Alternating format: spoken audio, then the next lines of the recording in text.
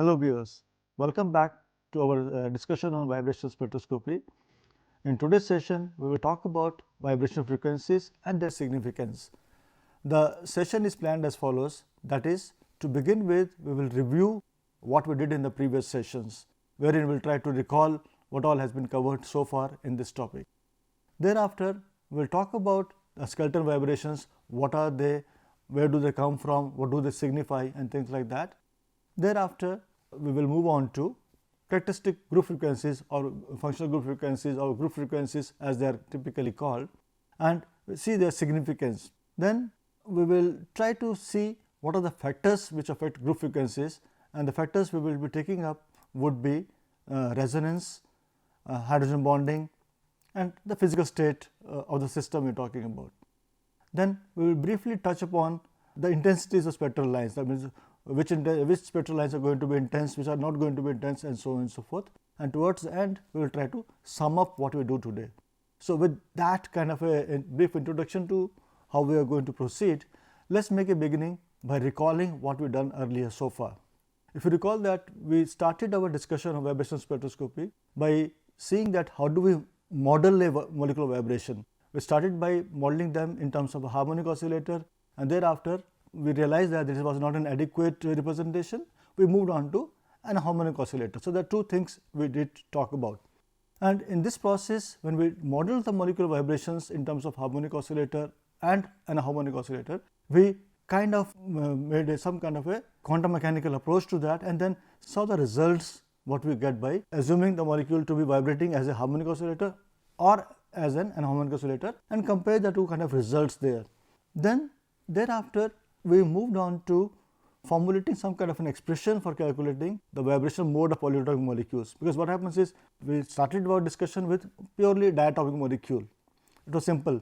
Thereafter, when we moved on to a polyatomic molecule, we realized that a polyatomic molecule can have wide variety of vibrational modes. So, we formulated an expression that what are different possible number of vibrational modes are there, and then thereafter we saw that how do we calculate them for a given kind of molecule. We took some examples, and then we formulated using the formulation we calculated the number of vibrational mode for molecules, say like carbon dioxide or water and things like that. Then also we ascertained whether a given vibrational mode is going to be IR active or not, because you will remember that the prerequisite for a mode of vibration to be IR active is that there must be accompanied by some kind of a change in the dipole moment. Thereafter, we explained the origin of additional vibrational bands for polyatomic molecules. These are the bands which occur in addition to the fundamental and overtones and things like that. Let us recall that for a molecule, a linear molecule having n atoms, there would be 3 n minus 5 vibration degrees of freedom, whereas for a non-linear molecule, they will be having 3 n minus 6 vibration degrees of freedom.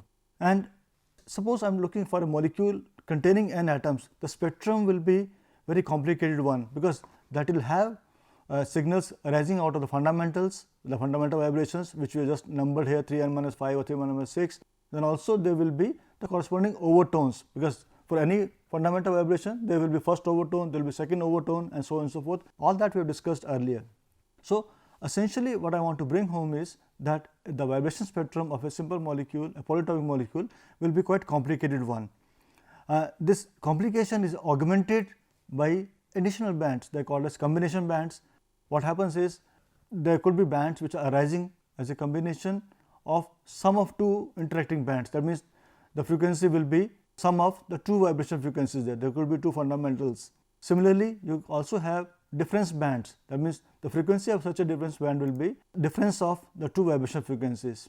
Further, we also have provision or the possibilities of some kind of a Fermi resonance. In case of Fermi resonance, you will recall what happens is that one of the fundamental vibration mode interacts with overtone of another vibration, and that leads to generation of new signals there. That is called as Fermi resonance.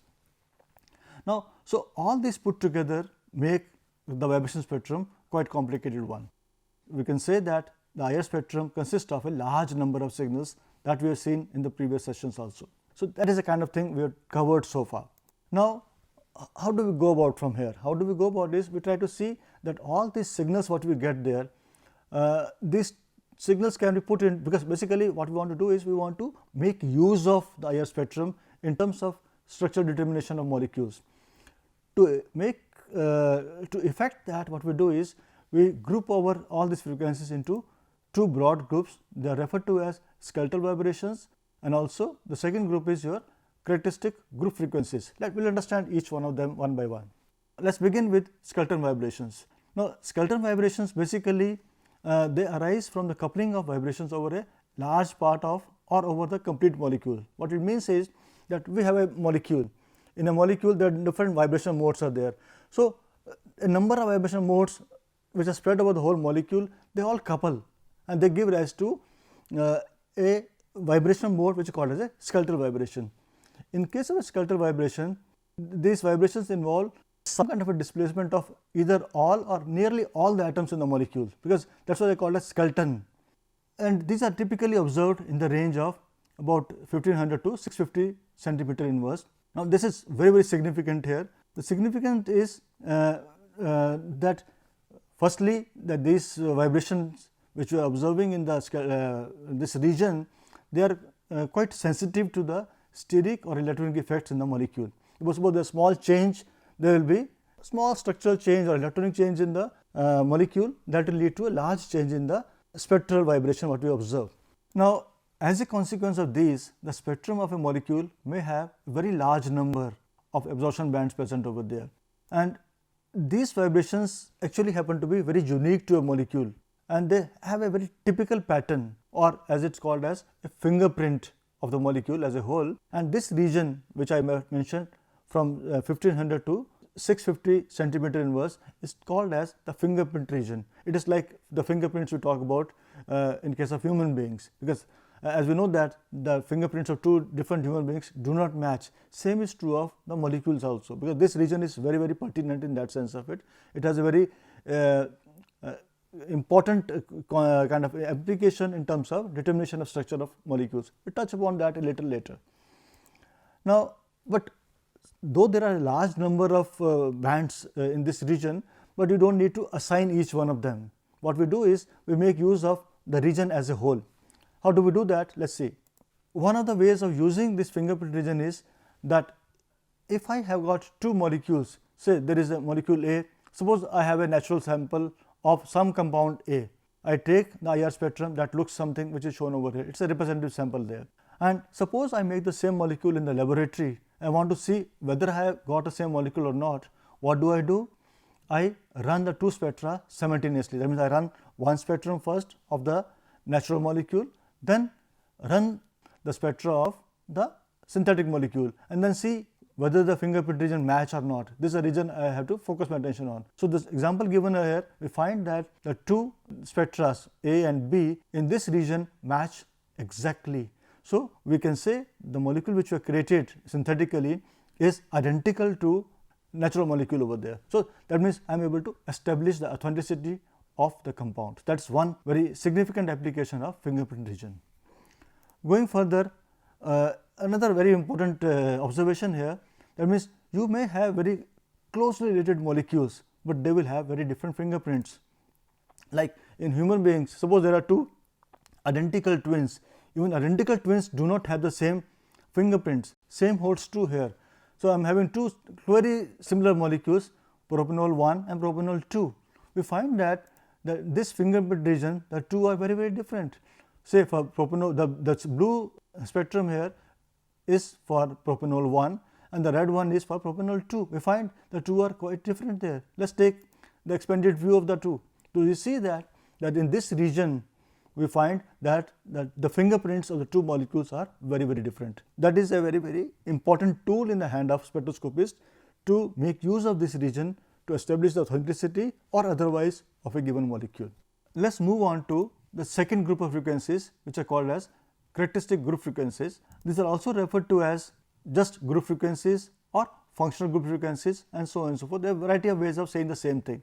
Now, what is important is contrast this with a skeleton vibration. Skeleton vibrations were kind of the whole molecule was involved in that, whereas in case of group frequencies we have a small part of the molecule which is involved in that. So, the two are very different there. These usually are assigned to a particular part of a molecule and are independent of the structure of the molecule as a whole.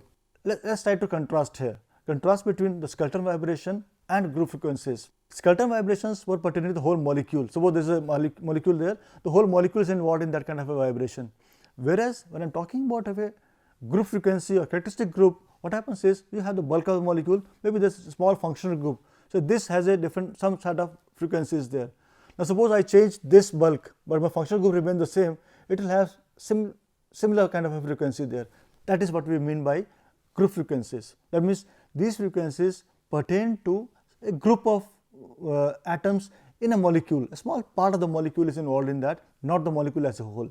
We will clarify as we move further. Now typically in a spectrum, these are observed in regions above and below that of the skeleton vibrations. Skeleton vibrations were from 1500 to 650 centimeter inverse, whereas this will be lower than that and above that. So that is the two have got very kind of a complementary region in which they are appearing there. So skeleton vibrations appear in the fingerprint region and group frequencies appear outside that. Now as against the skeleton vibration, the characteristic group frequencies, they involve displacement of a very small portion of the molecule, which is independent of rest of the molecule. And if the force constant of the bond is independent of the molecular moiety, the group frequency is independent of the rest of the molecule. Let me take an example and explain it to you. If you look at the CH stretching vibration for a terminal alkyne group, it is typically observed around 3300 centimeter inverse. Let us take the example of 1-octane. If you look at the spectrum, what you find is that this is your triple bond CH. This CH I am referring to. This CH vibration is observed around 3313 centimeter inverse. So around 3300 centimeter inverse. That is typical of a terminal CH stretching of an alkyne group. Now why so? Why is it that we are observing it here? Let us try to rationalize that. How do we rationalize that? Is we can visualize this molecule of octane. Octane you know is C8H14. We can visualize that molecule as follows. This is the bulk of the molecule is C8H13, that all the part of the carbon chain and all the respective hydrogens on that, and this is my CH bond over there. That is the point I am trying to focus attention to. Now as you know that the vibration frequency of a vibration molecule is given by 1/2 pi k by mu hertz, and where mu happens to be the reduced mass, and you know that what is the reduced mass over there. Now in this molecule, the reduced mass will be given by the mass of hydrogen atom and mass of CH. Mu, that is the reduced mass of this molecule, will be mH m C8H13 divided by mH plus m C8H13. So that means this is the bulk of the molecule, this is my hydrogen atom there. Now for such a system, what we can do is we can make an assumption there.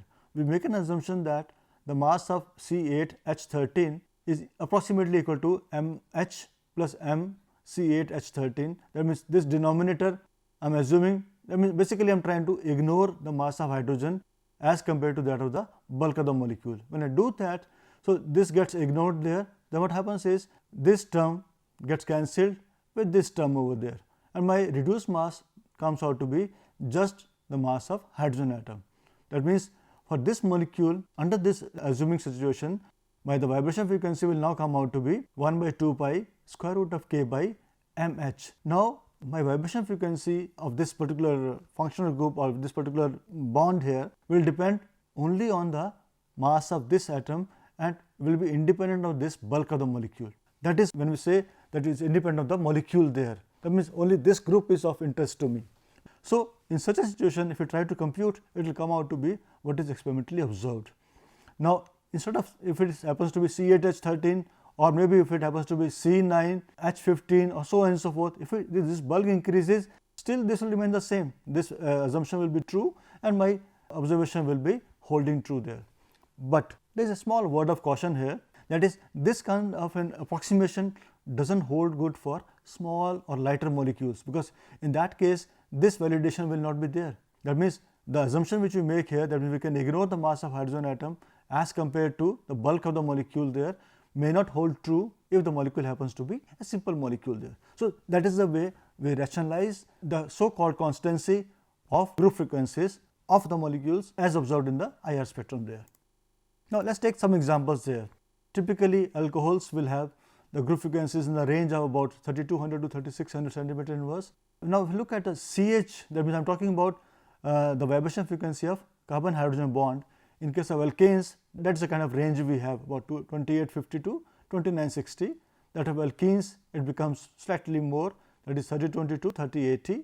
That of alkynes is, I just mentioned, about 3300 centimeter inverse. Similarly, if I look at the group frequencies for say carbon-carbon stretching in case of alkanes, alkenes, alkynes, so that is the kind of pattern we have.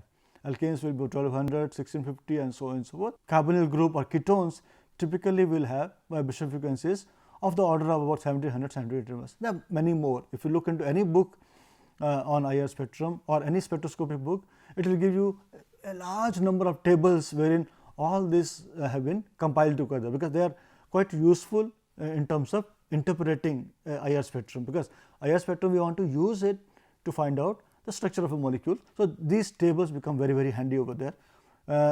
That kind of interpretation of spectrum probably you will be taking up in a different course where we will talk about the applications of spectroscopy.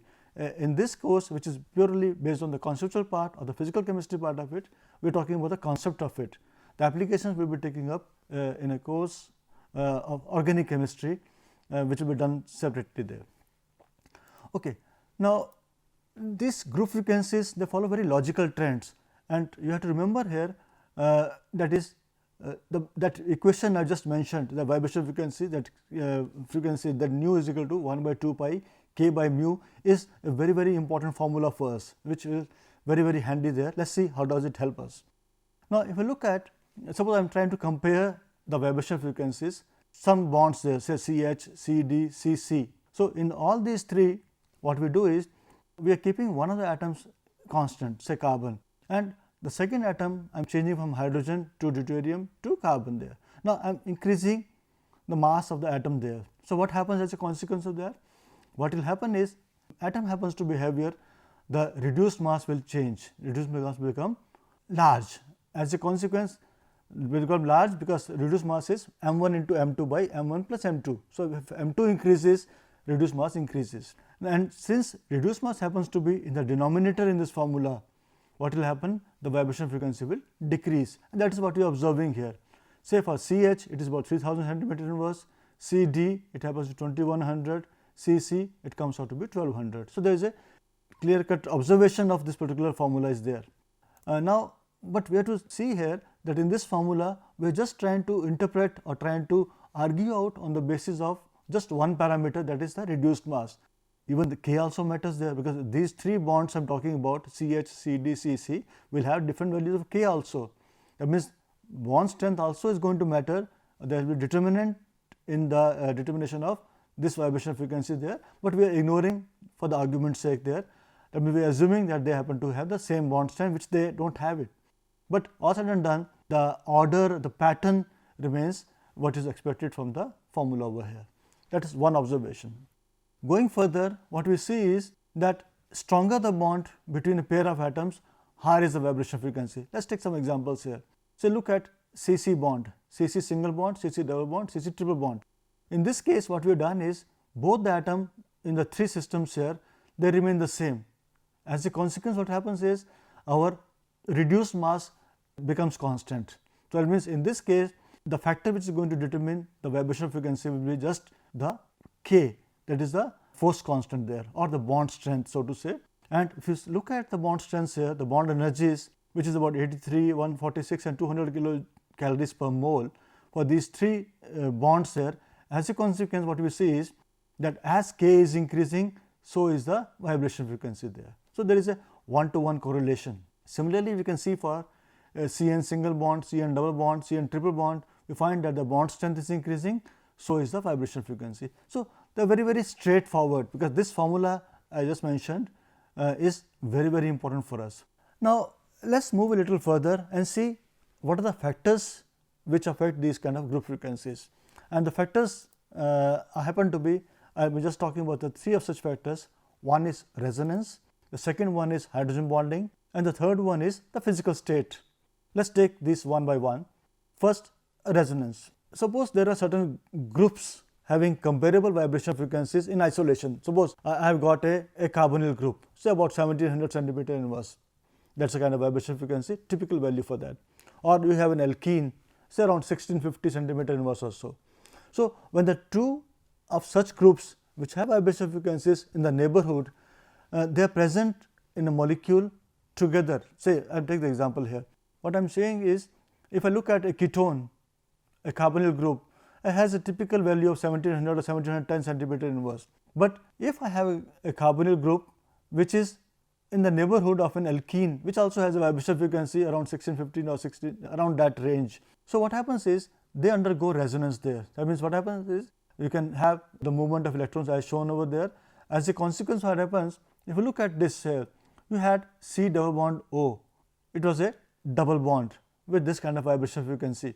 Now, because of this resonance here, what has happened is that this has acquired the so called double bond character of this bond, CO bond has become lesser, and same is true of even that CC bond also. This is no more a double bond, the double bond character has reduced. As a consequence, what happens is, since the double bond character reduces, that means the force constant or the bond strength decreases. As a consequence, the vibrational frequency also decreases, because in this case the reduced mass is not getting altered by the resonance there.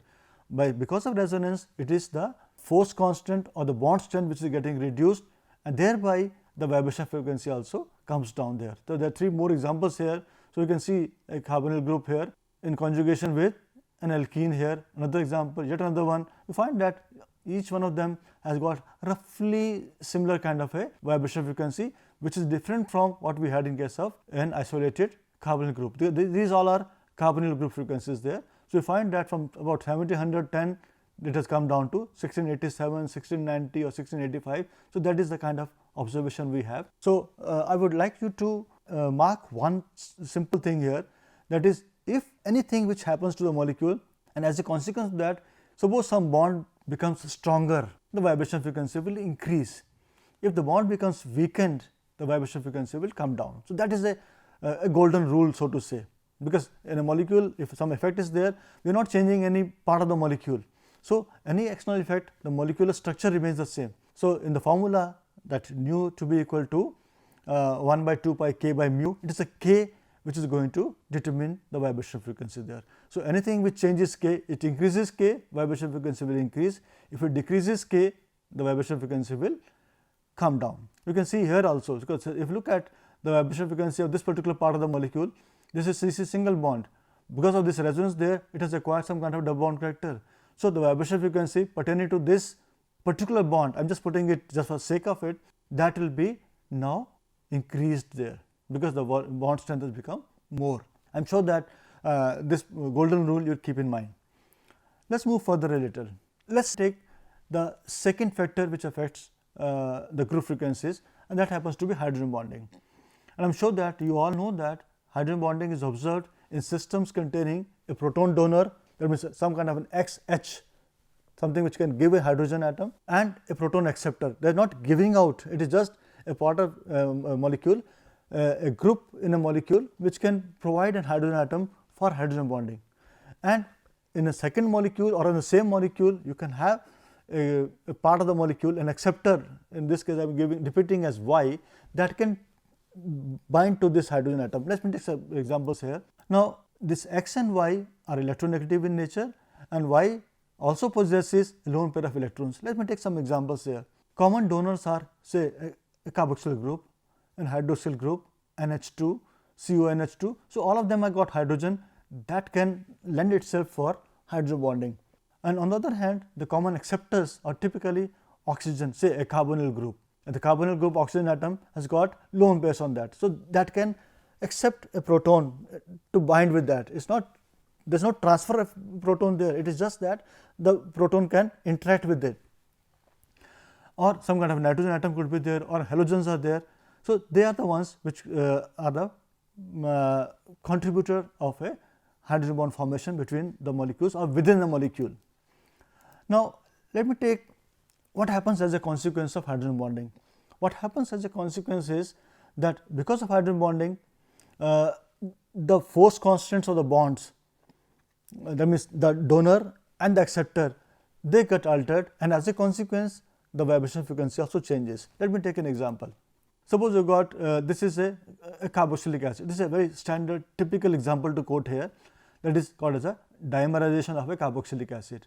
So, what we see is in this case of a dimerization, let us see what is happening here. What is happening is, say from this molecule here RCOOH here, this oxygen atom is acting as an acceptor there, and from this molecule here, this OH is acting as a donor there. This hydrogen atom is contributing to the hydrogen bond. This is a kind of hydrogen bond I am sure that you all are familiar with. Same is true over here also. So, this is an acceptor here, this is a donor there. Now, when this hydrogen bonding takes place, what happens is, because now oxygen has certain binding capability, it is bound to this carbon atom to begin with, but now because of this additional interaction with hydrogen atom, this carbonyl group here, this bond gets slightly weakened. Since it gets slightly weakened, the force constant reduces. As a consequence, the vibration frequency also decreases. And similarly, this also, because this bond also will get slightly elongated, because when the hydrogen atom interacts with this bond gets elongated. As a consequence, that force constant decreases, and as a consequence what happens is, because of this hydrogen bonding, the vibration frequencies of the bonds with the donor as well as the acceptor atoms decreases. So, that is a typical observation we have vis-a-vis the consequence of hydrogen bonding on the group frequencies of the molecules. Okay. Let us move on to a third very simple parameter, the physical state. What is observed is that a change in the physical state also is found to cause shift in the vibration frequency, and the typical trends we have, a polar molecule, the order happens to be something like this. That means, the vibration frequency in the gaseous phase happens to be more than in the liquid, or in solution they will be similar, and which will be greater than that of the solid state there, or solid phase there. But for non-polar molecules, what is observed is that there is no significant shift in the frequency of symmetrical stretching vibrations. That means, if I talk about symmetrical stretching vibration for a non-polar molecule, and if I change the phase of physical state, there is not much of a significant effect. But if I talk about the other kind of vibrations, say the bending vibration or otherwise, so there will be some changes, but not as significant as that for the polar molecules. That is a general kind of an observation we have about the physical state affecting the group frequencies there. Okay. Let us move on to intensity of signals. Let us see, because we know that if you look at an IR spectrum, we find that certain signals are weak, certain are very, very weak, certain are very, very intense or strong signals are there. What determines that? The intensity of signal, we know that the answer to that question basically lies in the prerequisite to observe a vibration spectrum. You remember that that for any molecule to show an IR activity, we find that in the course of a vibration, the dipole moment of the molecule must change. That is a kind of a prerequisite we have. If any molecular vibration is not accompanied by a change dipole moment, that will not be observed in IR spectrum. Now, similarly, what happens is, now if a bond happens to be highly polar, if the polarity of bond is more, what will happen is, if that bond vibrates, the change in dipole moment will be more. As a consequence, the signal will be intense. So, that is a kind of a thumb rule we have. That means, if intense signals are there, probably you can ascribe them to be arising out of parts of the molecule which are polar in nature. So, let us take the example here. We see that the signal of a carbonyl group will be larger than that of a C double bond 1, which in turn will be larger than that of the C double bond C, and so on and so forth. Or we can take some more examples here, say that of an OH group, the typical signals are very, very intense there, NH will be slightly lesser in intensity, and CH will be still lesser. So, that is the kind of trends we have with us. Now, let us sum up what we have done today. What we have done today is that we reviewed the contents of previous sessions, that is what we began with. Thereafter, we emphasized that the IR spectrum of a molecule consists of a large number of signals, and that large number of signals probably can be put into two broad groups there, and they happen to be the skeleton vibrations and the group frequencies there. Thereafter, we explained that the skeleton vibrations, they involve the movement of roughly most of the atoms of the molecule as a whole, so to say, and they happen to be very unique and constitute what is called as a fingerprint region of the spectrum, because they have got that every molecule has got its own fingerprint in the IR spectrum there. Thereafter, we explained the concept of group frequencies, wherein we mentioned that certain part of the molecule, the frequencies of that are very characteristic of it. They are independent of the bulk of the molecule there. Having done that, we discussed the certain factors which affect the functional group frequencies. We took up 3 factors: resonance, hydrogen bonding, or the physical state. And thereafter, we briefly touched upon the variation in signal intensity on the basis of nature of the molecule. Say the polar molecule signals will be more intense that of the as against that of the non-polar molecules, and so on and so forth. So with this, we complete our discussion on vibration spectroscopy, and now in the future sections we will talk about say electronic spectroscopy. Till then, thank you very much.